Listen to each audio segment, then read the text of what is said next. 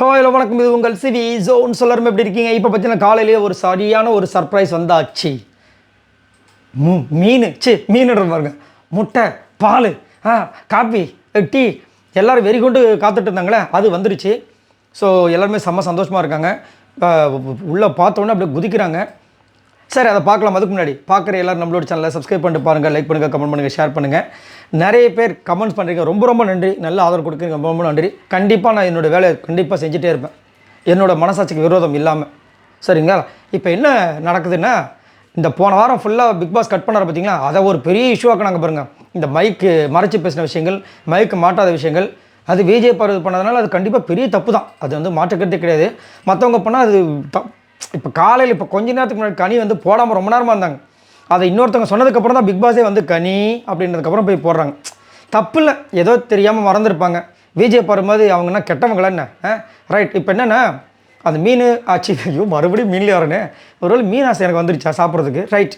இப்போ வந்துட்டு அந்த முட்டை பால்லாம் வந்ததுக்கப்புறமா வந்துட்டு எல்லோரும் சந்தோஷப்படுறாங்க. கமுருதி ரொம்ப நன்றிங்க, ரொம்ப நன்றிங்கன்னு சொல்கிறாரு. விஜய் பார்வதி கேமரா முன்னாடி வந்துட்டு, பிக் பாஸ் சத்தியமாக நாங்கள் உணர்ந்துட்டோம், இனிமேல் மைக்கை மறைச்சி பேச மாட்டோம், எது பேசுனாலும் மைக்கில் தான் பேசுவேன். காலையில் ஒர்க் அவுட் பண்ணும்போது மட்டும் வந்துட்டு மைக்கை வந்து கைட்டு வச்சுருந்தேன். இனி அதையுமே நான் ட்ரை பண்ணுறேன். இனிமேல் நான் பேசவே மாட்டேன், மைக்கெல்லாம் பேசவே மாட்டேன். சத்தியமாக உணர்ந்துட்டேன்.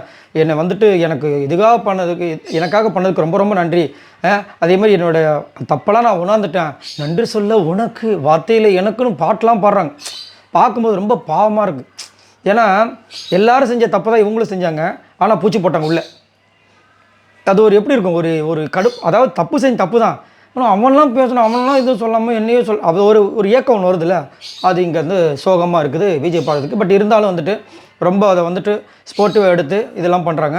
இதில் வேறு வந்துட்டு அவங்க பண்ண பனிஷ்மெண்ட்டை யாருமே மதிக்கவே இல்லை. அதான் கொடுமை. போன வாரம் சரி ஓகே நாங்கள் பண்ணுறோன்னு சொல்லிட்டு ஸ்போர்ட்டிவாக எடுத்துக்கிட்டு வெசல் வாஷிங் ஃபுல்லாக பண்ணாங்க. அது அமித் நைட்டு சொன்னார் அழகாக.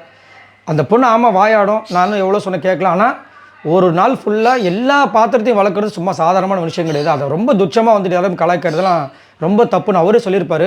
அதை வந்து சாண்ட்ரான்னு சொன்னாங்க. ஆனால் அங்கே வந்துட்டு என்ன பண்ணிட்டாங்க சாண்ட்ரா டக்குன்னு, சார் அவங்க கொஞ்ச நேரம் தான் சார் இருந்தாங்க. அதுக்கப்புறம் பார்த்தீங்கன்னா விஜய் பார்வதி மடியில் வந்துட்டு இந்த இவர் சொல்லுவார், நம்ம தங்கதரி புஷ்பலதா மடியில், இது புளிய மரத்தடியில் புஷ்பலதா மடியில், அந்த மாதிரி இருக்குது. பெட்டில் வந்து அவங்க வந்து இது பண்ணிகிட்டு இருந்தாங்க. யாரை நம்புறது, யாரை நம்பக்கூடாது எதுவுமே தெரிய மாட்டேது நம்மளுக்கு விஜய் பார்வதிக்கு. நம்ம எதுக்கு நம்பணும் சார்? நம்ம தான் வந்து கிளியராக பார்த்துட்ருக்குமே என்னென்ன நடக்குதுன்னு.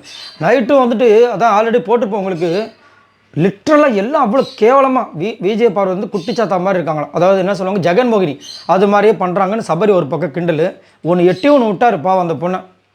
அதுக்கப்புறம் திவ்யா அவ்வளோ கேவலமாக வந்துட்டு பேசி கலாய்ச்சிட்ருக்காங்க. இதெல்லாம் வந்து யாரும் தட்டி கேட்க வேண்டிய அவசியம் இல்லை, ஏன்னா விஜய் பார்வதி. சரிங்களா?